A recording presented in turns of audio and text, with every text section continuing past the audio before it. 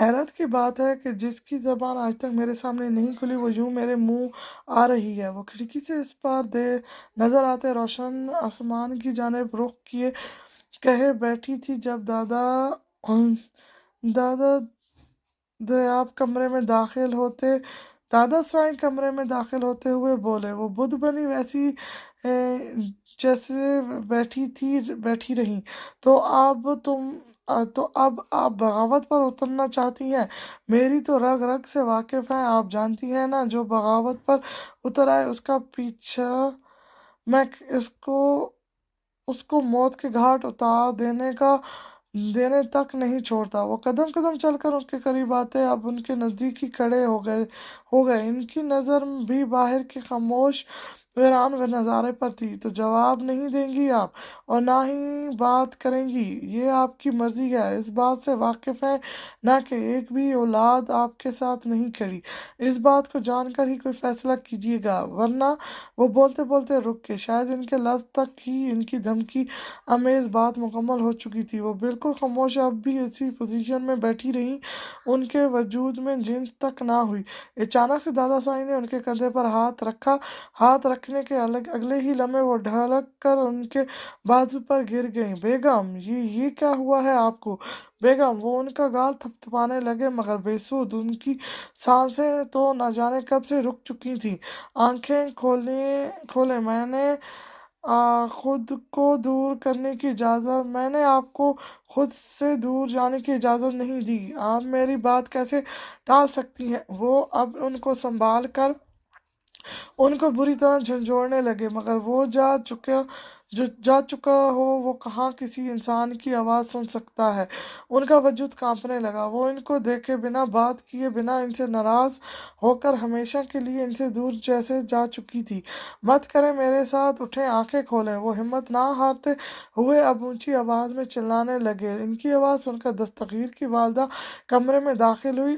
وہ ابھی کچھ دیر پہلے ہی کچن میں گئی تھی۔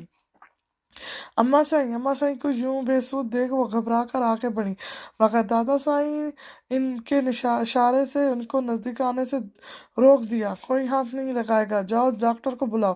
وہ کڑکتے آواز میں بولے تو وہ نیم آنکھوں سے بے جان وجود کو دیکھتی رہیں۔ ان کے چہرے سے صاف واضح تھا کہ ان کو کسی ڈاکٹر کی ضرورت نہ تھی۔ ایک واحد سہارا بچہ تھا ان کا اس حویلی میں۔ بے ساکت وہ لڑکھڑا کر پیچھے ہوئیں۔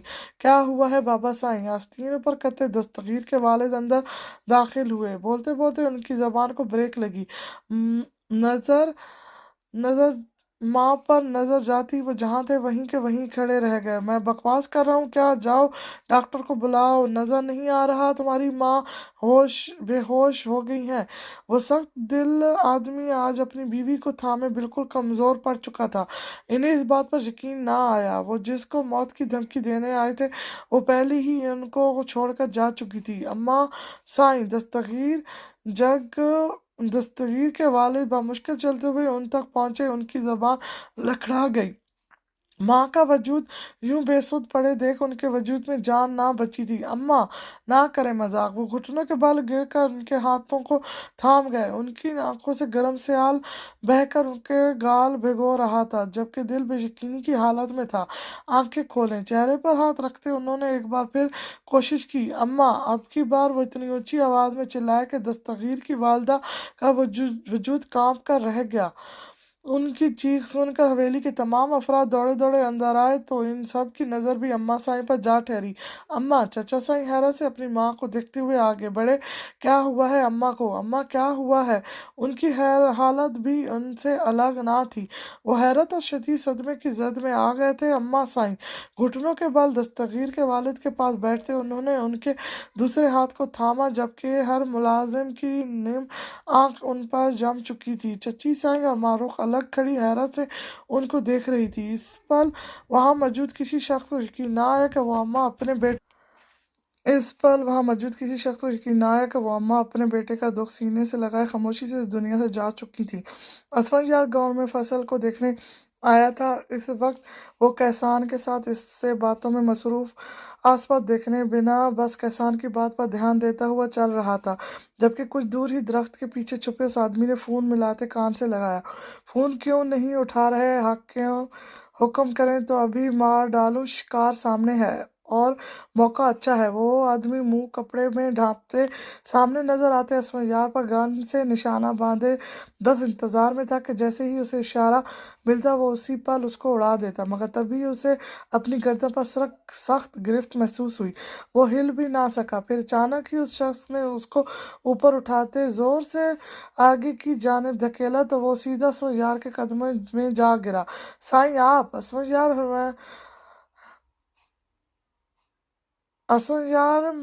जमीन पर गिरे उस शख्स को फिर सामने खड़े दस्तगीर को देख खुश और हैरान बैक वक्त हुआ। अभी अपनी भी हिफाजत किया करो असफंजार, तुम जैसा कोई नहीं हो सकता मेरे लिए। सफ़ेद शलवार सूट में मुबलिस, कंधों पर शाल लिए उसने शाल को दुरुस्त करके दूसरे कंधे पर डालते हुए कहा तो असफंजार मुस्कुरा दिया। अल्लाह ने जितनी ज़िंदगी दी है इतनी ही जीऊँगा साईं, कोई भी आ कर मुझसे वो ज़िंदगी नहीं छीन सकता। मुस्कुरा कर बोलता वो दस्तगीर को नफ़ी में सर हिलाने पर मजबूर कर गया। वो आदमी अपने मामले में बेहद लापरवाह था। अगर उसे आने में ज़रा सी देर हो जाती तो क्या हो सकता था। उसने इस बात को सिरे से इग्नोर किया। वैसे क्या कर आप यहाँ साईं, आज तो आप निकल रहे थे ना। वो कैसान दस्तगीर को सलाम करके आगे बढ़ गया तो असलम यहाँ दस्तगीर के साथ उस शख्स के सामने आया जो ऊंधे ऊंधे मुंह गिरा जरा दूरी पे अपनी गन देख रहा था। हाँ, सोचा अम्मा साईं और दादी साईं से मिल लूं, दिल था उनको देखने का। उस शख्स की गन उठाकर अपने गार्ड को देते दस्तगीर ने दूसरे आदमी को उस शख्स को ले जाने का कहा। दादा साईं से कहना अगली बार जरा अच्छा मंसूबा बनाए। उस आदमी को पीछे से आवाज़ देते दस्तगीर ने दादा साईं के नाम पैगाम भेजा तो असफर हंस दिया। फिक्र ना करें, कुछ नहीं होता, वो कितने ही मंसूबे बना लें।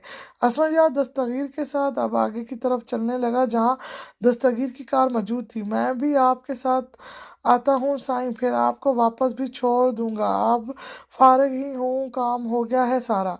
असफर की बात सुनकर दस्तगीर ने सर हामी में हिलाते कार की तरफ इशारा किया। हवेली तक का सफ़र खामोशी से गुजरा। हवेली के बाहर लगा रश देख दस्तगीर के हिसाब तन तन गए। कार से निकलकर दस्तगीर तेजी से हवेली की जाने बढ़ा। अंदर दाखिल होती उसकी नज़र सामने कफन में मौजूद वजूद पर जा ठहरी। फिर उसने नज़र उठाकर वहाँ सबको देखा। उसे अपने कदम मन मन भारी होते महसूस हुए। वहाँ सिर्फ खवातीन मौजूद थीं और इन सब में वो अपनी माँ को तकता हुआ उनकी जाने बढ़ा। दस्तगीर अम्मा साईं! दस्तगीर को अपने सामने खड़ा देख वो बलक बलक कर उसके सीने लगती रोने लगी तो दस्तगीर का हाथ बेसाख्त उनकी जानिब बढ़ने से पहले ही बगल में जा ढला। अम्मा साईं, हमें तन्हा कर गई दस्तगीर, बिल्कुल तन्हा छोड़ गई मुझे यहाँ। वो उसके सीने से लगी दिल की भड़ास निकाल रही थी जबकि अब दस्तगीर अपनी दादी साईं की तरफ चेहरा मोड़ा जो सफ़ेद कफन में लिपटी आंखें मूंदे हर किसी से खफा मुंह मोड़कर हमेशा की नींद सो चुकी थी। अम्मा साईं नाराज थी सबसे, दस्तगीर सबसे, मगर तुमसे नहीं। अपनी वालदा की आंखों में देखते दस्तगीर ने गहरा सांस भरने की कोशिश की। यहाँ के मकीनों ने किसके कत्ल का मंसूबा बनाया था और जान किसकी गई थी। इसके अचानक से निगाह सामने कुर्सी पर बेजान वजूद को कुर्सी पर बैठे दादा साईं पर जा ठहरी। वो बेतासर निगाहें दादी साईं के चेहरे पर जमाए बिल्कुल खामोश थे। उनके चेहरे पर किसी तासर का भी अनासर ना था। चची साईं, ये देखें। तभी मारूख कमरे से भागती हुई बाहर आई। उसके हाथ में एक पर्चा मौजूद था। दस्तगीर की वालदा ने हैरानी से मारूख के हाथ से वो कागज़ लिया। उस पर सिर्फ एक लिखी तहरीर देख उन्हें जैसे सत्ता लग गया। मेरे बेटे के कातलों को मेरा जनाजा पढ़ने की इजाज़त नहीं। उस पर लिखी तहरीर पढ़कर वो बेसाख्त दस्तगीर को देखने लगी। जब वो उनके पास आता हुआ उनके कागज़ हाथ से वो कागज़ का टुकड़ा लेकर वो तहरीर पढ़ने लगा तो क्या इन्हें महसूस हो चुका था कि उनके पास कुछ ही सांसें बची थीं, या उन्हें लगा अपनी औलादों के रोग ही ऐसा लगा था कि वो उन्हें अपनी लाडली औलाद का रोग ही ऐसा लगा था कि वो ज़्यादा देर तक जिंदा ना रह पाई। तभी कुछ मर्द अंदर दाखिल हुए। बाबा साईं, चचा साईं, आप लोग हाथ नहीं लगा सकते। वो अभी मुझसे झुके ही थे जब दस्तगीर की आवाज़ सुनकर वो रुक गए। दादा साईं भी हैरत से उठ खड़े हुए। चचा साईं के कातलों को उन्होंने इजाज़त नहीं दी कि उनके मैयत को छुए। وہ لوگ۔ دستگیر وہ پرچی ان کی جانب بڑھا کر اسفنجار کو اشارہ کر گیا تو وہ اپنے پیچھے موجود دوسرے ساتھیوں کے ساتھ آگے بڑھے۔ دستگیر کے بابا سائیں، چچا سائیں اور دادا سائیں مجسمہ بنے کھڑے رہے۔ یہ کیسی سزا دے کر گئی تھی وہ انہیں۔ آدھی رات کے پہر وہ بالآخر اپنے مطلوبہ جگہ پہنچ ہی گئے۔ زارم کار سے باہر نکلا تو المہریہ بھی جلدی سے اس کے ساتھ باہر نکلی۔ یہاں اتنا اندھیرا ہے، تم مجھے یہاں کیوں لائے ہو؟ آس پاس جھاڑیاں اور سبزہ دیکھ وہ حیرت سے پوچھنے لگی۔ تبھی اسے محسوس ہوا کہ زارم اس کے نزدیک آیا تھا۔ اسے یقین تب ہوا جب زارم نے اس کا ہاتھ مضبوطی سے تھامتے ایک قدم آگے بڑھائے۔ دیکھو، کیا تم مجھے یہاں جانوروں کے پاس چھوڑنے آئے ہو؟ اس کی تخلیق میں چلتی ہوئی وہ قدرت ڈرتی ہوئی بولی، اور آس پاس کے اندھیرے اور سنسناہٹ دیکھ کر شاید اس کے ذہن میں مخصوص یہی بات آئی تھی، مگر وہ بنا جواب دیے اسے یوں ہی چلتا رہا۔ کچھ دیر چلنے کے بعد اس کی نظر وہاں پر بنے ایک چھوٹے سے کاٹیج پر گئی۔ آس پاس حفاظت کے لیے باڑہ بنایا گیا تھا، جبکہ اندر تو روشنی تھی۔ وہ اس کا ہاتھ یوں ہی پکڑے وہاں بنے دروازے کو کھول کر اندر داخل ہوا، پھر اس نے دروازہ جو واپس سے لاک کر دیا۔ اب وہ اس کاٹیج کو آرام سے دیکھ سکتی تھی۔ کاٹیج کے باہر 2 کرسیاں اور میز موجود تھی، جبکہ ان کے پاس ہی بڑے بڑے کشن بھی رکھے گئے تھے۔ سبز ٹھنڈی گھاس محسوس کرتے ہی اسے بے حد سکون ملا۔ اب وہ دونوں کاٹیج میں داخل ہوئے۔ لکڑی کا بنا وہ کاٹیج بھی بے حد پیارا اور پرسکون تھا۔ سب سے اچھا وہاں ایک چھوٹا سا لیونگ ایریا جس میں صوفہ اور ایک چھوٹی سی میز موجود تھی، پھر اس سے کچھ آگے جا کر ایک اوپن کچن بھی موجود تھا۔ اب اس نے نظر موڑ کر وہاں موجود کمرے کے بند دروازے کو دیکھا۔ اس کو دوسری جانب دیکھ پا کر زارم نے اس کا ہاتھ چھوڑتے جیسے اس کو آگے جانے کی اجازت دی۔ ہاتھ چھوڑتے ہی وہ اس کمرے کی جانب بڑھی۔ دروازہ کھول کر اس نے اندر قدم بڑھائے تو وہاں ایک بیڈ اور اس کے ساتھ کپڑوں کی الماری موجود تھی۔ کمرے میں زیادہ سامان نہ تھا، بس ایک گول میز کے گرد 2 کرسیاں رکھی گئی تھیں جس پر ایک گلدان موجود تھا۔ وہ اس کے چہرے پر کھلی مسکراہٹ دروازے میں کھڑا خاموشی سے تک رہا تھا، جبکہ وہ اب بھاگ کر کھڑکی کے پاس آئی۔ وہاں سے نظر آتی چھوٹی چھوٹی روشنیاں اور گھر دیکھ اسے عجیب سی خوشی ملی۔ وہ جگہ صبح میں دیکھتے وقت کیسی ہوگی، وہ یہی سوچ کر رہ گئی۔ پھر اس نے اس کھلی جگہ کو دیکھا جہاں سے وہ گزر کر آئے تھے۔ اس کا دل چاہا وہ وہاں بیٹھ کر تاروں سے چمکتے آسمان کو دیکھتی۔ فریش ہو جاؤ، میں ابھی آتا ہوں۔ تبھی اپنے نزدیک سے آتی زارم کی آواز سن کر وہ بے ساکھ پیچھے مڑی تو وہ اس کے پاس ہی موجود تھا۔ جواب دینے کی بجائے اس نے سر ہاں میں ہلایا تو وہ اس کے گال کو 2 انگلیوں سے سہلا کر کمرے سے باہر نکل گیا۔ اگر یہ مجھے چھوڑ کر چلا گیا تو؟ اس کی پشت کو دیکھتے ہوئے وہ بس یہی سوچ کر رہ گئی۔ اس کی آنکھ پانی کی آواز سے بے ساخت کھلی۔ آس پاس دیکھا تو وہی انجان کمرہ تھا جہاں وہ رات کو زارم کے ساتھ آئی تھی۔ اب فرق یہ تھا کہ سامنے والی کھڑکی پر سیاہ رنگ کا پردہ گرا تھا۔ پانی کی آواز سن کر وہ مکمل ہوش میں آئی تو دیکھا زارم کمرے میں موجود نہ تھا۔ آنکھیں مسل کر وہ بیڈ سے اٹھ کھڑی ہوئی۔ اسے وہاں کا مناظر روشنی میں دیکھنے کی چاہ تھی۔ چاہے دیر ہو چکی تھی مگر اب باہر روشنی تھی تو جلدی سے وہ فریش ہونے کی نیت سے واش روم میں گھس کر منہ ہاتھ دھونے لگی۔ پانی چہرے پر مارتی ہوئی جو باقی بچی نیند تھی وہ بھی اڑن چھو ہو گئی۔ چہرہ دھو کر وہ پاس رکھے ٹاول کو اٹھا کر اب چہرہ پونچھنے لگی۔ وہ ایک چھوٹا سا نفیس سا واش روم تھا۔ چہرہ پونچھ کر وہ تولیہ واپس سے ہینگ کر کے باہر نکلی۔ کمرہ اب بھی ویسا ہی خالی تھا۔ وہ رات کو بھی کمرے میں نہ آیا تھا۔ وہ حیران ہوئی کہ وہ آخر تھا کہاں۔ یہی سوچ کر وہ کمرے سے باہر آ گئی۔ سامنے کی طرف نگاہ گئی تو سامنے ہی 2 پردے گرے ہوئے تھے۔ اس نے رات کو اس سائڈ تو دھیان ہی نہ دیا تھا۔ صوفے کی سائڈ سے گزر کر وہ آگے بڑھی۔ پھر اس نے ایک طرف وہ پردہ جو تیز ہوا کے باعث ہل رہے تھے انہیں ہٹا دیا۔ پردے ہٹاتی جو مناظر اس نے دیکھا وہ ناقابل یقین تھا۔ اسے لگا وہ کوئی خواب دیکھ رہی تھی، مگر ایسی جگہ تو وہ کبھی خواب میں بھی دیکھنے کا تصور نہیں کر سکتی تھی۔ اسے یقین نہ آیا۔ سامنے ہو رہی صاف شفاف بارش اور سامنے کا خوبصورت مناظر سرسبز ہر جگہ پھیلی ہوئی تھی، جبکہ اس کے بیچ ہوتی بارش نے اور اس کی آواز نے الگ ہی مناظر کو خوبصورت بنا رکھا تھا۔ ہاتھ بڑھاتے اس نے اس پانی کے قطروں کو ہاتھ پر محسوس کرنا چاہا۔ ٹھنڈے پانی اچانک سے ہاتھ پہ آتے ہی اسے جھرجھری آئی۔ کچھ پل بعد اسے وہاں کی ٹھنڈ کا احساس ہوا۔ تبھی اس نے سامنے سے آتے زارم کو دیکھا، جو سیاہ رنگ کے لانگ کوٹ پہنے، ہاتھوں میں سیاہ ہی گلو پہنے اس کی جانب ہی آ رہا تھا۔ اس وقت اس کے ہاتھ میں دو سے تین تھیلے تھے جن میں نہ جانے کیا تھا۔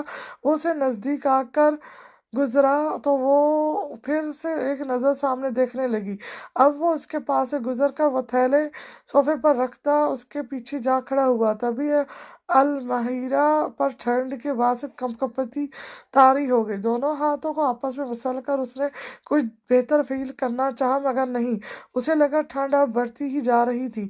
تبھی زارم نے اپنا کوٹ اتار کر جو گیلا ہو چکا تھا اسے سائیڈ پر ہینگ کیا اور دوسرا جو اس جیسا ہی کوٹ تھا وہ اتار کر المہیرہ کے گرد اوڑھنے لگا۔ وہ اس کی حرکت پر چونک کر مڑی تو زارم نے اسے صحیح سے کوٹ پہننے کا اشارہ کیا۔ ٹھنڈ سے جمنے سے اچھا تھا وہ اس کی بات مان لیتی۔ تبھی اس نے اس کوٹ کو اچھے سے پہنا تو زارم اب اس کوٹ کے بٹن بند کرنے لگا۔ پھر وہ مڑا اور گلوز اٹھا کر اس کے پاس آیا۔ اس کے دونوں ہاتھ تھامتے وہ باری باری اس کے ہاتھوں میں گلابی رنگ کے گلوز پہنانے لگا۔ پھر اس نے پاس رکھی ٹوپی اٹھا کر اس کے دوپٹے کو گلے میں کرتے اسے ٹوپی پہنا دی۔ وہ اس سارے وقت میں اس کی ہر حرکت نوٹ کرتی رہی، جو اسے فکرمندی سے ٹھنڈ سے محفوظ کر رہا تھا۔ اسے یقین نہ آیا یہ زارم ارکان تھا، وہ شخص تھا جس کو کڈنیپر بولتے ہیں۔ نہیں تھکتی تھی تمہیں کیسے علم کہ میں اس جگہ سے بھاگوں گی نہیں؟ وہ سوالیہ نگاہوں سے اسے دیکھ کر پوچھنے لگی تو زارم اس کے پاس سے گزر کر رکتی ہوئی بارش کو دیکھ باہر پھر سے کرسیاں اور میز رکھنے لگا۔ اس کی کرسی رکھتے ہی وہ باہر نکل کر کرسی پر جا بیٹھی۔ تم پہلے بھاگ سکتی تھی مگر اب نہیں۔ وہ اب میز پر کچن سے لا کر پلیٹیں اور فروٹ رکھ کر رکا، پھر اس کی آنکھوں میں جھانکتے وہ سادہ سا جواب دے کر واپس اندر چلا گیا۔ پہلے وہ جیسے سوچ میں پڑ گئی۔ کب بھاگنے دیا تھا تم نے؟ پکڑ لیا تھا مجھے؟ اس کے باہر نکلتی وہ اچانک یاد آنے پر بولی، تم تب نہ ذمہ دار تھی اس لیے۔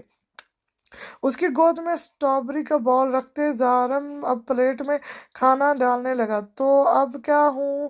اب میں کیوں نہیں بھاگوں گی؟ وہ جیسے سمجھنے سے انکاری تھی۔ اس کے لفظی جواب اسے پریشان کر رہے تھے، بالکل سوچ میں ڈال رہے تھے۔ میری بات کا جواب دو۔ اسے کام میں مگن دیکھ وہ باؤل میز پر رکھ کر اٹھتی ہوئی اس کے سامنے آ کھڑی ہوئی۔ اس کے بازو تھامتے زارم نے جیسے اسے بتایا کہ اس کا مکمل دھیان اس پر ہی ٹکا ہوا ہے۔ اس کے چہرے کو دیکھتے اس پر یہ انکشاف پہلی بار ہوا۔ اس کی پیشانی پر بکھرے بال اسے معصوم بناتے تھے، ایک صاف شفاف شخص جس کی آنکھیں بالکل شفاف تھیں، اس بارش کے پانی کی طرح۔ اس کو اپنی جانب دیکھتا پا کر وہ پھر سے ہلکی ہلکی شروع ہوتی بارش کو محسوس کر کے مسکراتی ہوئی گردن اونچی کر گئی۔ اب بارش کے قطرے اس کے چہرے پر پڑنے لگے، جبکہ زارم اب کھانے کو کور کرنے لگا۔ مجھے دیکھو۔ اسے اچانک سے بازو سے پکڑتے زارم اس کی توجہ اپنی جانب کھینچی۔ اب تم نہیں بھاگ سکتی دور، کہیں بھی نہیں، تم میری روشنی ہو۔ اس کے چہرے پر موجود پانی کی بوندوں کو دیکھتے زارم نے کہہ کر اب قدم پیچھے ہٹا لیے۔ وہ گمسم سے مجسمے کی صورت کھڑی اس کے لفظوں کو اپنے ذہن میں گونجتا محسوس کرنے لگی۔ تم مجھ پر پابندی لگا رہے ہو؟ اس کا ذہن شاید سے چھوٹا تھا یا پھر وہ کچھ سمجھنا نہیں چاہتی تھی۔ تمہیں نہیں لگتا کہ اب تمہیں کافی بھوک لگی ہے؟ اس کے گالوں کو ہلکے سے کھینچ کر بولتے زارم نے اسے حیرانگی کا ایک اور جھٹکا دیا۔ پہلے یہ بتاؤ تمہیں کیسے پتا مجھے یہ جگہ اچھی لگے گی؟ تم نے کتنی جاسوسی کی؟ کڈنیپر۔ وہ اس کرسی پر بیٹھا تو وہ اس کے پاس ہی کرسی کھینچ کر بیٹھتی، آنکھیں چھوٹی کر کے اسے گھورتے ہوئے بولی۔ وہ جیسے اس سے راز اگلوانا چاہتی تھی، شاید تم اسے اگنور نہیں کر سکتی۔ وہ اس کے سامنے دوبارہ سے اسٹرابری لاتا ہوا بولا۔ اس کی آنکھیں اب کی بات چمک اٹھیں۔ پہلے حیرانگی کے مارے اس کا دھیان ان پر ٹھیک سے نہ گیا تھا، مگر اب اس کا دل چاہا وہ باؤل لے کر ابھی کھانے بیٹھ جاتی، مگر اسے بھوک لگی تھی۔ تبھی خود پر کنٹرول کرتے اس نے چہرے کا رخ موڑ لیا۔ مجھے بھوک نہیں۔ آنکھیں کھانے سے ہٹا کر وہ خود کو سنبھالتے ہوئے بولی، بچے تم لوگوں نے کھانا شروع نہیں کیا کیا اب تک؟ تب تبھی سامنے سے چل کر آتی ایک 25 سالہ خاتون کی آواز پر المہیرہ چونکی۔ ان کے ہاتھ میں ایک سفید رنگ کا بال تھا۔ کیسے ہو بچے؟ یہ کھانے کے بعد یہ کیک چکھنا، میں نے بنایا ہے، زارم کو بھی کافی پسند ہے یہ۔ وہ خاتون کافی نفیس سی اور سادہ سی تھی، اسے لگا ہی نہیں انہیں اردو آتی ہوگی، مگر وہ فر فر بولتی اردو زبان سے المہیرہ کو حیران کر گئی۔ وہ حیران تھی اور اس کا حیرت زد ہونا بنتا تھا۔ غیر ملک میں وہ کسی سے بھی یہ ایکسپٹ کیسے کرتی؟ ارے تم تو پہچانی نہیں ہوگی مجھے، زارم سے پوچھ لینا بچے میں کون ہوں۔ اچھا تم کھانا انجوائے کرو، میرا انتظار کر رہے ہیں چائے پر۔ وہ شال کا سر ہاتھ میں پکڑے دوبارہ سے بولی تو المہیرہ نے انہیں روکنا چاہا، مگر وہ اسے وجہ بتا کر مسکراتی ہوئی اس کے گال کو سہلا کر واپس چلی گئی۔ المہیرہ تمہیں اپنا آپ اس وقت قربانی کا جانور کیوں محسوس ہو رہا ہے، جس کو قربان کرنے سے پہلے بے حد کھلایا پلایا جاتا ہے؟ گلا تر کرتے ہوئے اس نے کیک کا ڈبہ رکھتے ہوئے سوچا، پھر اس نے نظر اٹھا کر زارم کو دیکھا جو اسے ہی دیکھ رہا تھا، جیسے وہ انتظار میں ہو کہ اب بیٹھ کر کھانا شروع بھی کر لو۔ تبھی کھانے کا نوالا توڑتے ہی اسے ہچکی لگ گئی۔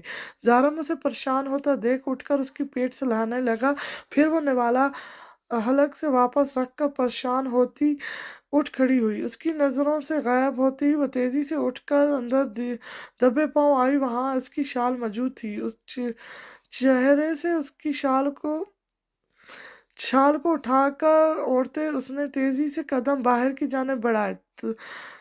تیزی سے بھاگتے ہوئے وہ ابھی گیٹ تک پہنچی تھی جب اسے لگا وہ باہر آیا تھا۔ رخ موڑے بنا وہ دروازے کو کھول کر باہر بھاگی، پھر ناک کی سیدھ میں بھاگتے بھاگتے وہ ہانپتے ہوئے رکے بنا درد کو اگنور کیے بھاگتی رہی۔ کتنی دیر لگاتار بھاگنے کے بعد اسے لگا وہ شاید اس سے بچ جائے، مگر وہ رکنا نہیں چاہتی تھی۔ کیوں؟ اگر وہ اسے ویران گھنے جنگل میں ڈھونڈ سکتا تھا تو یہاں کیسے نہیں؟ بھاگتے ہوئے اسے شدید سردی کا احساس ہوا، کیونکہ وہاں بے حد تیز ہوا چل رہی تھی۔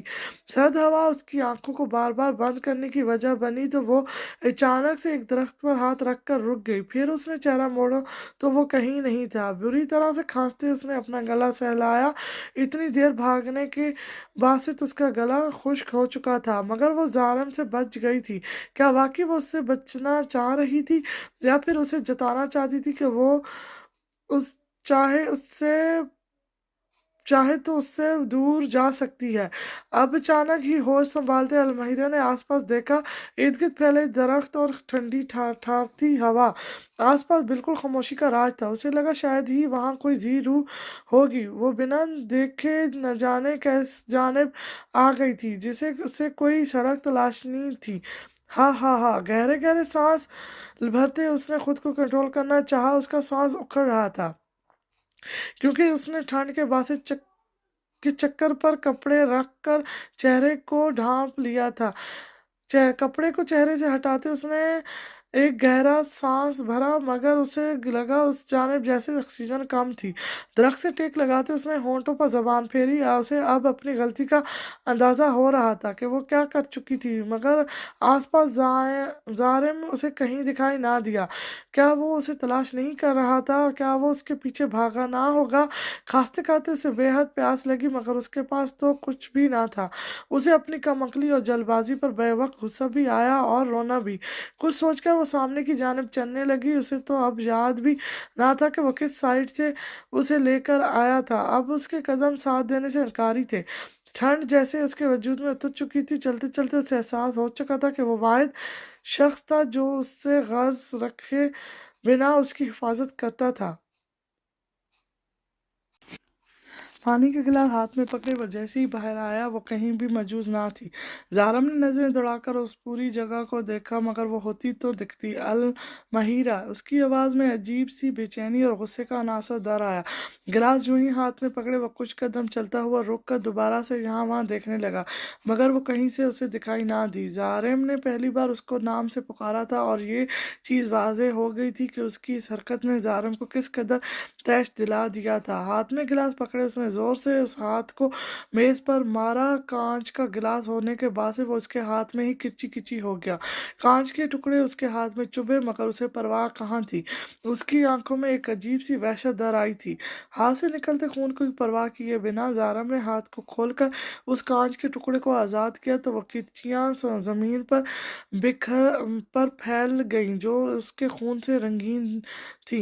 फिर वो अंदर आया, अपना ब्राउन कलर का बैग उठाकर उसमें एक दो जरूरत की चीजें रखते वो तेजी से बाहर निकला।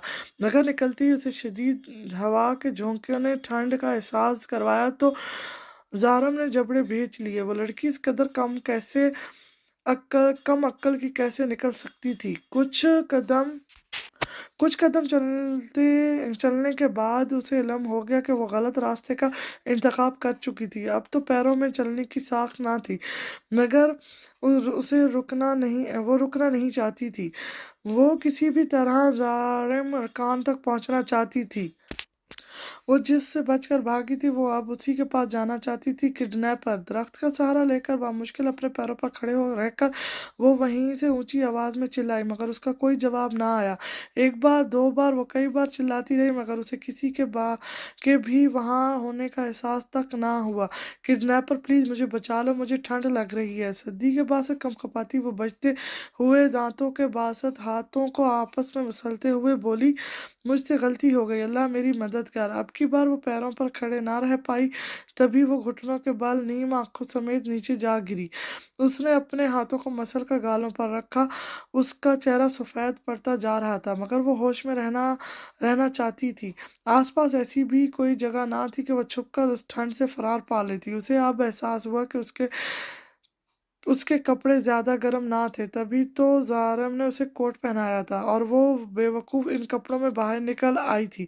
उसे तलाशते हुए कितना ही वक्त गुजर चुका था, मगर वो न जाने किस जानिब भागी थी। अब सर पर शाम होने लगी थी और बारिश भी थोड़ी थोड़ी तेजी पकड़ चुकी थी। ऐसे में वो हर जानिब देखता हुआ बड़े बड़े कदम उठाता उसे तलाश करने में मसरूफ था। बैग कंधे पर डाले उसने एक जगह रुक कर चारों जानिब देखा। बारिश की तेजी बढ़ती जा रही थी, जबकि उसके साथ ठंड कितनी ही शदीद हो चुकी थी। ऐसे में उनका बाहर रहना खतरे से खाली ना था। अलमहरिया, वो दोबारा से चिल्लाना शुरू हुआ। वो हर जानिब उसके मिल जाने की आस से देखता हुआ ऊंची आवाज में उसका नाम पुकार गया। तभी कुछ दूर दरख्तों का सहारा लेकर बैठी अलमहिया के कानों ने उसकी आवाज सुनी। वो चौंक कर आसपास देखने लगी। वो कहीं ना था, मगर ये उसका कोई खुली आंखों से देखा ख्वाब ना था, या फिर उसका कोई वहम ना था। वो वाकई में उसके बेहद नजदीक उसे तलाशते हुए पहुंच चुका था। अलमरिया से जरा सी आवाज ना निकाली गई। उसने गहरा सांस भरते हुए उठना चाहा, मगर वो लड़खड़ा गई। हिम्मत न हारते हुए दरख्त का सहारा लेकर वो उठ खड़ी हुई। तभी न जाने दरख्त की टहनी जो टूटी कर नीचे झुकी हुई थी, अचानक से अलमरिया का हाथ उस पर आ गया और वो नुकीली टहनी उसका हाथ बुरी तरह से जख्मी कर गई। बेख्तियार उसके मुंह से दर्द के बाद से चीख निकली जो कुछ दूर मौजूद जारम के कानों तक पहुंच गई। उस आवाज का ताक़ुब करते जारम तेजी से तेजी से कदमों को उस जानिब मोड़ा। दर्द को बर्दाश्त किए वह मुश्किल चलने लगी। उसके हाथ से खून की बूंदें बहकर नीचे जमीन पर गिर रही थी। अब उसे लगा अगर उसे ना दिखाई दिया तो वो वहीं गिर जाएगी। अलमरिहा शाह ज़ारम ने एक बार फिर उसे आवाज देते आसपास देखा। जब अलमहिरा की निगाह उस पर जा ठहरी, उसकी पुश्त अलमहिरा की जानिब थी, तभी वो उसे देख ना पाया था। किडनैपर, दोनों हाथ उठाए उसने उसे अपने पास बुलाने के इशारे से पुकारा तो वो फौरन से उसकी आवाज सुनकर बेचैनी से रुख मोड़ गया। वो उसके सामने थी। आखिर इसकी तलाश खत्म हो चुकी थी। किडनैपर गले में फंदा सा लगा तो वो हल्की आवाज में बोली। फिर अचानक ही उसके कदमों में से जैसे जान खत्म हो गई। अगले ही पल वो घुटनों के बल जमीन पर जा गिरी। उसके गिरता देख जारम तेजी से उसकी जानिब बढ़ा। आई एम सॉरी किडनैपर, उसको अपने पास महसूस करके वो बंद होती आंखों से बस यही बोल पाई। फिर उसका वजूद जारम के बाहों में ढलक गया। जारम उसकी आंखों को बंद होते देख बेचैनी से उसके चेहरे को सहलाने लगा, मगर वो पूरी तरह से होश से बेगाना थी। आसपास دیکھتے زارم کی اچانک سے نظر اس کے زخمی ہاتھ پر گئی جس سے تازہ خون بہہ کر زمین کو آلودہ کر رہا تھا۔ اس کے ہاتھ اٹھا کر زارم نے تیزی سے جیب میں سے رومال نکال کر مضبوطی سے اس کے ہاتھ کو باندھ دیا۔ مضبوطی سے باندھنے کے باوجود اس میں سے کچھ ہی لمحوں بعد خون بہنا بند ہو گیا۔ اب زارم نے اس کے چہرے کی جانب دیکھا جو مکمل سفیدی اختیار کر چکا تھا۔ اس کے چہرے میں جیسے خون کی ایک بوند تک نہ بچی تھی۔ بیگ کو کندھے سے اتار کر اسے کھولتے زارم نے اس میں سے ایک گرم جیکٹ نکالی، پھر وہ المہیرہ کو وہ جیکٹ پہنانے لگا۔ جیکٹ پہنا کر اب اس نے بیگ میں سے ایک گرم مفلر نکالا۔ اس مفلر کو اس کی گردن اور آدھے چہرے کے گرد اچھے سے باندھ کر وہ اب اسے بازو میں اٹھا گیا۔ نہ جانے کس پہر اس کی آنکھ کھلی، خود کو ایک بہتر جگہ محسوس کر کے اس کے حواس جاگے تو وہ وہاں آس پاس دیکھنے لگی۔ یہ وہی کمرہ تھا، یعنی زارم اسے واپس لے آیا تھا۔ ہاتھ کا سہارا لے کر وہ اٹھنے لگی تو زخم ہاتھ پر زور پڑنے کے باعث اسے بری طرح سے درد ہوا جو وہ پی گئی۔ نظریں پھیر کر اس نے یہاں وہاں دیکھا، زارم وہاں موجود نہ تھا۔ اسے لگا وہ اب اس کا سامنا نہیں کر پائے گی۔ وہ جب پہلی بار بھاگی تھی وہ اس کے لیے مکمل اجنبی شخص تھا، پھر جب وہ واپس دوسری بار بھاگی تو وہ اس کے نام سے جڑ چکی تھی، مگر وہ تب بھی اجنبی تھا۔ مگر وہ بھاگی تھی کیونکہ زارم نے ہی اسے مہلت دی تھی۔ اب اس بار بھاگنا اس کا ایک غلط فیصلہ تھا اور وہ اس فیصلے کو قبول بھی کر چکی تھی، مگر اب وہ زارم سے سامنا کرنے پر ہچکچا رہی تھی۔ اسے لگا وہ اب شاید اسے کسی اندھیرے کمرے میں قید کر دے گا، یا پھر وہ اسے ہر کسی سے دور ایک انجان جگہ قید کر لے گا۔ نہیں، وہ مجھ پر ہاتھ اٹھائے گا، وہ یہ سوچ کر حیران ہوئی، مگر وہ مجھے کچھ کہتا نہیں ہے کبھی۔ وہ اپنے سوال کا جواب خود ہی دے گئی۔ یہ بات سچ تھی، وہ زارم سے ایسی کسی غلط حرکت کی توقع نہیں رکھ سکتی تھی۔ تبھی اس کی سوچوں میں خلل دروازہ کھلنے کی آواز نے ڈالا۔ سمپل ٹراؤزر اور شرٹ میں ملبس اس نے زارم کو ہاتھ میں ٹرے پکڑ کر اندر آتے دیکھا۔ وہ نہ جانے کتنے وقت سے بے ہوش تھی۔ وہ ٹرے اٹھائے، اندر آ کر ٹرے کو میز پر رکھنے کے بعد اس کے قریب آ کر رکا۔ المہیرہ اس کے آتے ہی نظریں جھکا چکی تھی۔ اسے لگا وہ اب اسے کچھ کہے گا، ڈانٹے گا، مگر نہیں۔ اسے چپ دیکھ وہ نظریں اٹھا کر اسے اپنے سامنے کھڑا دیکھ وہ دوبارہ سے نظریں جھکا گئی۔ اب وہ اچانک ہی اس کے نزدیک بیٹھا۔ اس کے پاس بیٹھنے پر المہیرہ نے کوئی حرکت نہ کی، مگر زارم اس وقت میں اس کا زخمی ہاتھ پکڑ چکا تھا، جس پر زور آنے کے باعث اب پٹی جو زارم نے کی تھی وہ سرخ پڑ چکی تھی۔ دراڑ سے فرسٹ ایڈ باکس نکال کر اس کی پٹی کھولتے زارم نے اس کے خون کو صاف کیا اور پھر وہ اس پر دوا لگانے لگا۔ وہ یہ سب نہایت ہی خاموشی سے کر رہا تھا۔ اس کی یہ خاموشی المہیرہ کو بری طرح سے چبھی۔ باس! تبھی دروازہ نوک ہوا۔ وہ چونکی۔ غزل! ہاں، یہ آواز غزل کی ہی تھی۔ آ جاؤ! زارم کے جواب پر غزل دروازہ کھول کر اندر داخل ہوئی۔ وہ یہاں کیا کر رہی تھی؟ مگر تبھی اس کے پیچھے فلک بھی داخل ہوئی۔ باس، سب ریڈی ہے، غزل نے المہیرہ کو دیکھ کر اسمائل پاس کرتے زارم سے کہا، جبکہ فلک دوسری جانب سے آ کر زارم کے اٹھتے ہی اس سے گلے ملی۔ کیسی ہو؟ فلک کے سوال پر وہ بمشکل ہی مسکرا پائی، جبکہ زارم اب بھی مکمل طور پر خاموش ہی تھا۔ آ جاؤ، میں تمہیں کھانا کھلا دیتی ہوں۔ تبھی غزل کھانے کی ٹرے اٹھا کر اس کے پاس بیٹھی تو زارم کمرے سے باہر نکل گیا۔ المہیرہ کی بے چین نگاہیں اس کی پشت پر جمی رہیں جب تک وہ نظروں سے اوجھل نہ ہو گیا۔ اس کی نظروں سے اوجھل ہوتے ہی اس کی آنکھیں بھیگنے لگیں تو وہ نظریں جھکا گئی تاکہ وہ دونوں اسے روتا نہ دیکھ سکیں، مگر اس لمحے بھر کی حرکت کو غزل دیکھ چکی تھی۔ وہ اب کوئی بھی انکار کیے بنا غزل کے ہاتھ سے چھوٹے چھوٹے نوالے لینے لگی۔ اسے لگا زارم ہی اسے کھانا کھلائے گا، مگر وہ غلط تھی۔ شاید وہ اس سے بے حد خفا تھا، مگر کیا اس کے بیچ ایسا کوئی رشتہ تھا کہ وہ ایک دوسرے سے خفا ہوتے؟ یہی ایسی کوئی امید رکھتے؟ پھر وہ چونکی۔ اس کے خفا ہونے سے اسے فرق کیوں پڑ رہا تھا؟ لب کاٹتے ہوئے وہ کچھ نوالوں کے بعد بس کہہ کر پیچھے ہو کر ٹیک لگا گئی۔ آ جاؤ، میں تمہارا چہرہ دھلا دوں، پھر ہمیں نکلنا ہے۔ فلک آگے بڑھتی ہوئی اس کو بازوؤں سے تھام گئی۔ اس کی بات پر المہیرہ حیران ہوئی تو کیا وہ لوگ واپس جا رہے تھے؟ یہی سوچتے ہوئے وہ فلک کے سہارے اٹھ کھڑی ہوئی۔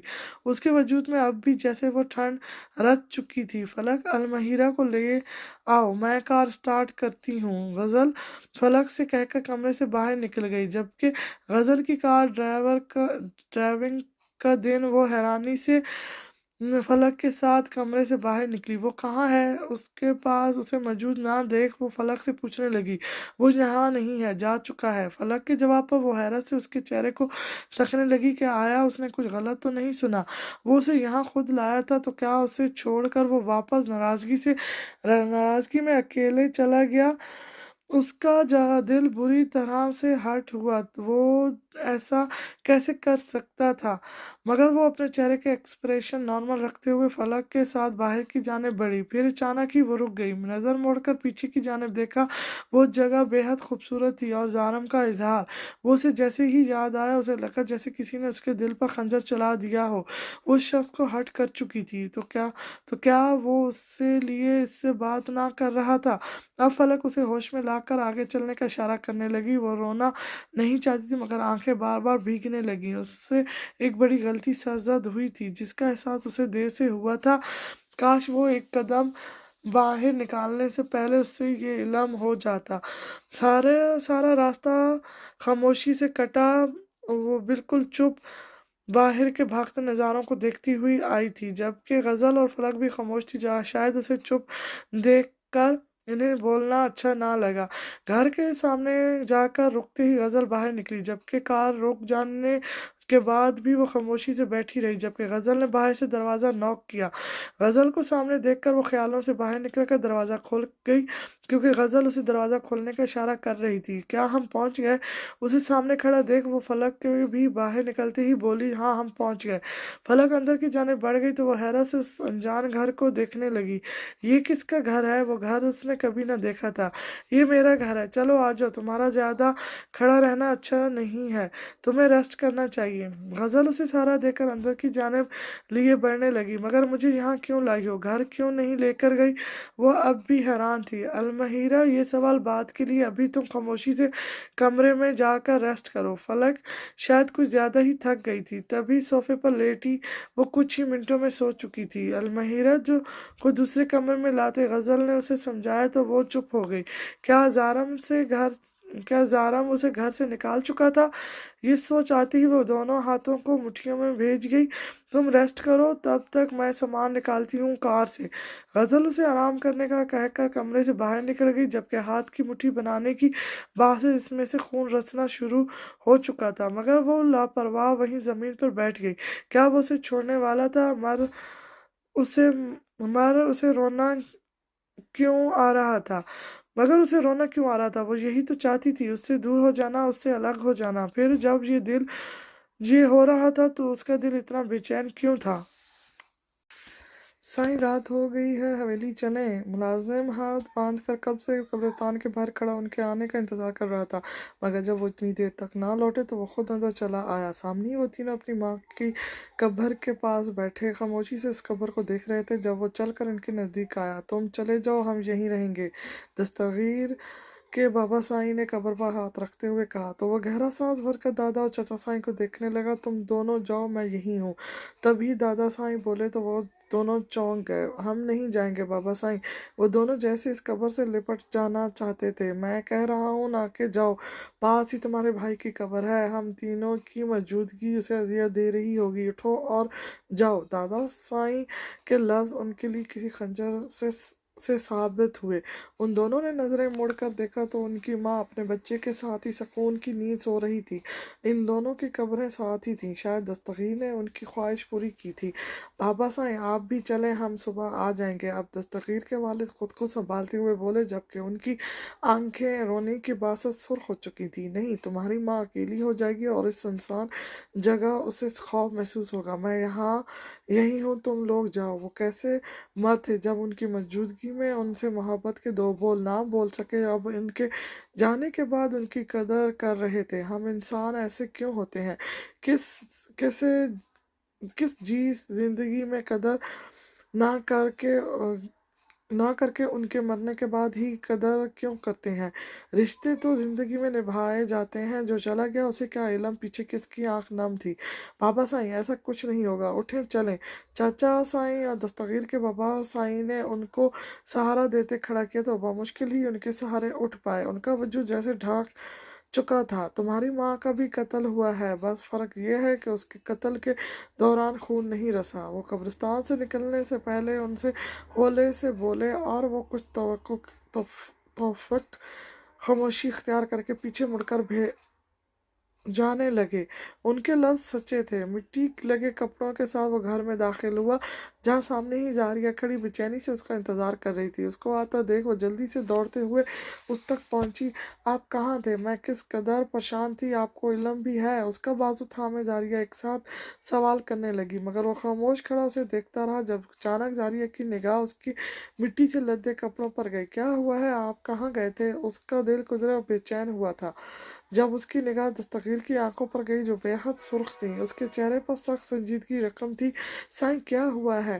اس کو خاموش دیکھ وہ پھر سے سوال کرنے لگی۔ میں آتا ہوں۔ وہ زاریہ کو دیکھ کر نرمی سے جواب دیتا کمرے کی جانب بڑھ گیا۔ اس کا وجود تھکن سے چور تھا۔ یہ تھکن سالوں کی تھی جو آج اس پر عیاں ہوئی تھی۔ ان کا وہ تحریر کردہ خط اس کی آنکھوں کے سامنے ہی تھا۔ اکیلے اس رشتے کو سنبھالتے جو اذیت اسے محسوس ہوئی تھی وہ کوئی بھی سمجھنے سے قاصر تھا۔ وہ کپڑے لیے بنا واش روم میں داخل ہوا تو اچانک اس نے وہاں اپنے کپڑے دیکھے جو یقیناً زاریہ نے ہی رکھے ہوں گے۔ وہ شاید اللہ کا دیا تحفہ تھی جو اس کی زندگی میں شامل ہو گئی تھی، ورنہ جو بھی رشتے تھے ان سے اسے دکھ اور تکلیف کے سوا آج تک ملا ہی کیا تھا۔ پانی کا نل کھولتے اس نے ہاتھ کو دھویا، پھر اپنا چہرہ آئینے میں دیکھتے ہوئے وہ در پہ در کیے پانی کے چھینٹے مارتے چہرے پر مارنے لگا۔ وہ پریشانی کے عالم میں دستگیر کے پیچھے آئی تو وہ کمرے میں موجود نہ تھا۔ واش روم سے آتے پانی کی آواز سن کر وہ وہیں پاس ہی کھڑی اس کا انتظار کرنے لگی۔ نہ جانے اسے کیا ہوا تھا، وہ یوں تو چپ نہ رہتا تھا، گھر آتے ہی وہ اسے دیکھ کر مسکراتا ضرور تھا۔ تو آج ایسا کیا ہوا کہ صبح کا گیا وہ اب جا کر لوٹا، اور وہ بھی ایسی ابتر حالت میں؟ یہی سب سوچتے ہوئے اس کا سر درد سے پھٹنے لگا۔ وہ شام سے اس کے لیے پریشان یہاں وہاں چکر کاٹتی رہی تھی۔ کپڑے تبدیل کر کے وہ گیلے بال تولیے سے سوکھتا ہوا واش روم سے باہر نکلا۔ سمپل ٹراؤزر اور شرٹ پہنے دستگیر نے باہر نکلتے ہی ٹاول کو گلے میں ڈال دیا۔ سائیں ابھی بال نہیں سوکھے؟ وہ جو پیچھے ہی کھڑی تھی اسے ٹوکتے ہوئے بولی تو وہ خاموشی سے بیڈ پر جا بیٹھا۔ اس کو اب بھی خاموش دیکھ زاریہ کو کچھ غلط ہونے کا احساس ہوا۔ یہ احساس اسے شام سے ہو رہا تھا، مگر دستگیر کی خاموشی اس احساس پر مہر لگا رہی تھی۔ سائیں کھانا لے آؤں؟ اسے اور پریشان نہ کرتے ہوئے وہ آگے آ کر تولیہ اس کے گلے سے نکال کر اس کے بالوں کو سکھانے لگی۔ سحر! دستگیر کچھ سوچ کر اس کو نام سے پکار گیا تو وہ چہرہ جھکا کر اس کو دیکھنے لگی۔ تبھی دستگیر نے ہاتھ کی مٹھی کھولتے اس میں موجود نوٹ اس کی جانب بڑھایا۔ وہ تجسس کے مارے تولیے کو بازو پر ڈالتی اس کاغذ کو تھام گئی۔ کاغذ کو کھولتے اس پر جو تحریر تھی اس نے زاریہ کو حیران کر ڈالا۔ وہ اتنا سنگین فیصلہ کر چکی تھی تو کیا انہیں واقعی زاریہ پر یقین آ گیا تھا؟ دادی سائیں اب نہیں رہیں۔ دستگیر نے چہرے اونچا کرتے اس کو وہ خبر سنا دی وہ جس کو زبان سے ادا کرتے ہوئے اس کی روح کانپ رہی تھی۔ اس کی بات سنتے ہی زاریہ کے ہاتھ سے وہ نوٹ چھوٹ کر زمین پر جا گرا۔ وہ بے یقین نگاہوں سے دستگیر کا چہرہ تکنے لگی۔ دیکھتے ہی دیکھتے اس کی آنکھیں آنسوؤں سے بھر گئی اور دستگیر کا چہرہ دھندلا ہوتا گیا۔ آپ کیا کہہ رہے ہیں؟ 2 قدم پیچھے ہوتے اس نے جیسے بے یقینی سے پوچھا۔ اس بات پر یقین کرنا اس کے لیے مشکل ترین فعل تھا۔ سحر! دستگیر نے اس کو کانوں پر ہاتھ رکھتے دیکھ بے اختیار پکارا، مگر وہ نفی میں سر ہلاتے ہوئے زمین پر بیٹھتی چلی گئی۔ ایک رشتے نے اس کی ذات کو یقین تھمایا تھا اور وہ بھی اس نے ملے بنا اس دنیا سے چلا گیا۔ ایسا کیسے ہو سکتا تھا؟ نہیں نہیں! وہ ہر بار نفی میں سر ہلاتی ہوئی یہی بولتی گئی جبکہ وہ اس کی آنکھوں کی سرخی بڑھتے دیکھ اس کے پاس ہی زمین پر بیٹھا۔ زاریہ! مجھے دیکھو، یہاں دیکھو زاریہ! اس کو بڑبڑاتے دیکھ دستگیر نے اسے ہوش دلانا چاہا۔ نہیں سائیں، کہہ دیں ایسا نہیں ہے، مجھے ایک بار ان سے ملنا تھا، ایک بار پلیز مجھے ملنا تھا ان سے۔ وہ اب اس کے بازو پر سر رکھے بری طرح سے سسکنے لگی۔ سحر! دستگیر اب اس کے بال سہلانے لگا، مگر اب اس کا وجود بری طرح سے رونے کے باعث کانپ رہا تھا۔ چاہے ان کے وجود سے اسے کبھی محبت نہ ملی تھی، مگر اسے امید تھی کہ یہ سچ جاننے کے بعد وہ ان پر یقین कर लेती और फिर शायद वो उसे एक बार गले से लगाती, बस एक बार वो इनके गले लगना चाहती थी, जो अब नामुमकिन था। मुझे उनसे मिलना था, मुझे उनको एक बार गले से लगाना था। वो अपनी खाली हाथ उसके दिखाते हुए बोली तो दस्तगीर ने जबड़े भेज लिए। जारिया। दस्तगीर उसको सहारा देकर खड़ा करता बेड तक लाया, फिर उसे बेड पर बिठाते दस्तगीर ने जग से पानी गिलास में ढाला। वो बेड पर बैठी लगातार रोती रही। इस बीच दस्तगीर ने उसको उसकी दवा उसके पानी में डालते गिलास उसके होंठों से लगाया। वो नफ़ी में सर हिलाने लगी, मगर दस्तगीर ने उससे पानी पीने का कहा तो वो ज़बरदस्ती से पानी के गिलास को ख़त्म कर गई। बस आराम से ब्लैंकेट उठाकर उस पर और ख़ुद पर ओढ़ते दस्तगीर ने उसे अपने साथ लगाया तो वो उसके बाजू से चेहरा रगड़ती लगाए रोती रही। उसके आंसुओं से दस्तगीर की शर्ट भीग रही थी और बाहर रफ्ता रफ्ता वो एक कठिन और मुश्किल से रात भी गुजर रही थी।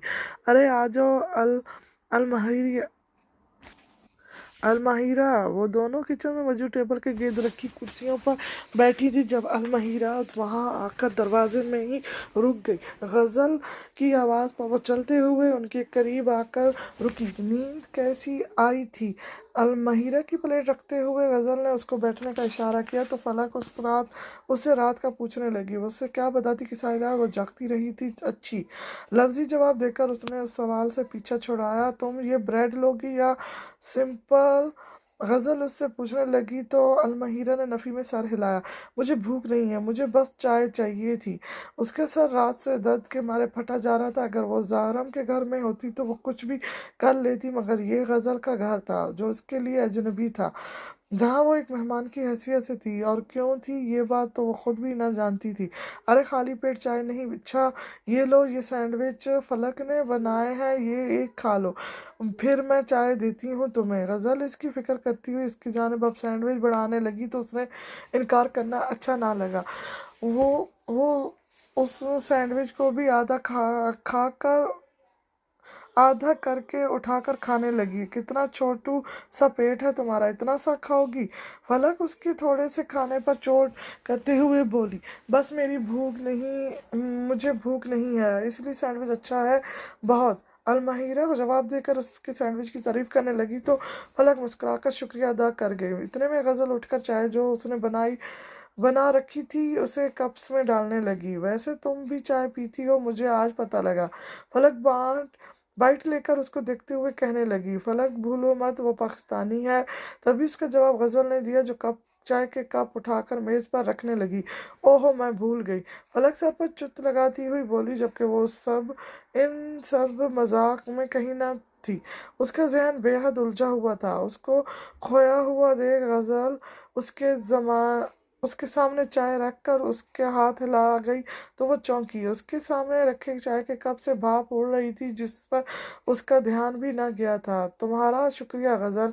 सैंडविच खत्म करके अलमाहिरा चाय का सिप लेते हुए बोली, जिसका जायका बेहद अच्छा था। शुक्रिया कोई नहीं है, तुम हमारा पार्ट हो अलमाहिरा। तभी फलक उसको कहनी मारते हुए वांक करके बोली तो वो बेसाख्त मुस्कुरा दी। वाकई वो जैसे हैरान थी और बेचैन भी। क्या वो वाकई इनका हिस्सा थी? तुम्हें कोई शक है? गज़ल चाय का घूंट भरकर कप रखते हुए उससे बदले में पूछने लगी। पता नहीं। वो चाय के कप पर उंगली फेरती हुई कंफ्यूज सी अंदाज में बोली, अच्छा आज हम बाहर गार्डन में कुछ नए पौधे लगाने वाले हैं तो साथ दोगी हमारा? फलक उसे फिर से खामोश बैठा देख बात बदल गई। ज़रूर, उसे भी कोई ऐसा काम चाहिए था कि वो कुछ पल हर चीज़ भूल जाती। उसके जहन से कुछ लम्हों के लिए हर बात मांद पड़ जाती और ये उस सब के लिए अच्छा था।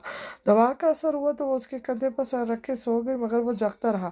अभी रात का पहर था जब अचानक वो डर कर उसका हाथ पकड़ गई। वो शायद ख्वाब में डर रही थी। दस्तगीर ने उसके गिर्द बाजू बढ़ाते बांधते उसको जैसे अपने होने का एहसास करवाया। कुछ देर बाद वो पुरसुकून होकर सो गई। दस्तगीर की निगाह दीवार पर जमी थी। उसका ज़हन बस आज के हुए वाक़यात को सोचने में मसरूफ़ था। एक जानिब उसे यार की परेशानी थी और दूसरी जानिब अपनी माँ की। अब यही तो रिश्ते बचे थे जिनको उसने महफूज करना था। उसने इरादा कर लिया कि वो सुबह जाकर अपनी वालदा को यहाँ ले आएगा। इन्हें अब अकेला वहाँ छोड़ना खतरे से खाली ना था। वो कुछ पल अगर गम में थे तो इनकी फितरत बदल जाती। वो उस चीज़ का सोच कर अपनी माँ को इनके हवाले नहीं कर सकता था। वो दिल में پختہ عہد کر گیا۔